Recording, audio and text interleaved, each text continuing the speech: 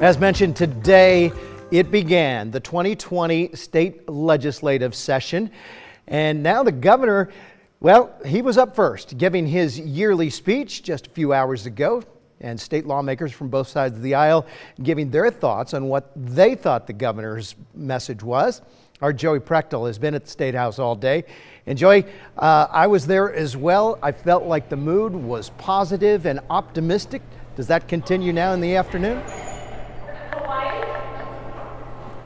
That's definitely something I noticed, Mark. I was going to say the same things. Mood was upbeat and positive, but of course, it is day one, so we should expect everyone to come in feeling pretty positive, but there, of course, is a long session ahead, so hopefully that positivity can remain around. Now, after the governor stated the state address, House leadership gave their remarks and their legislative priorities, and also they were followed by Senate Dems and House members there. Now, overall, the state of the state touched on many issues, from investing in education, public safety like criminal justice reform, and responsible government spending.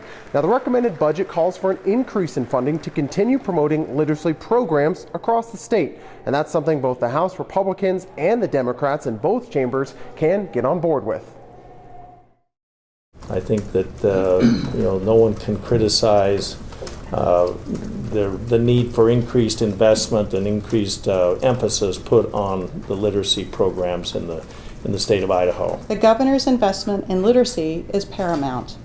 70% of Idaho industries recognize the importance of early learning, which contributes to a successful student and to an educated workforce. Now, one thing pointed out by the House Republicans was that the governor's speech was light on property tax reform, something both they and Democrats agree is important to figure out immediately. Now, the Democrats said that they want to restore the indexed property tax exemption, as well as updating the circuit breaker, and the Republicans were light on specific ideas, but they did say whatever they come up with, they want to make sure that it's a substantial tax relief to everyone, and they're not just putting a Band-Aid on the problem for it to come up at a later date. Mark? What about the governor proposing nearly $100 million one time right now to help start to take some of the pressure off the state's infrastructure, crumbling infrastructure? What was kind of the blowback from that?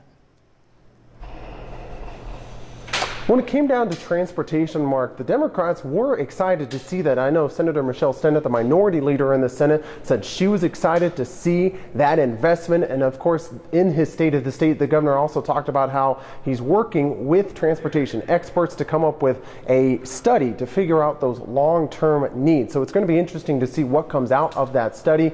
But from the Democratic side, it was clear that they were happy to see that investment in transportation, Mark.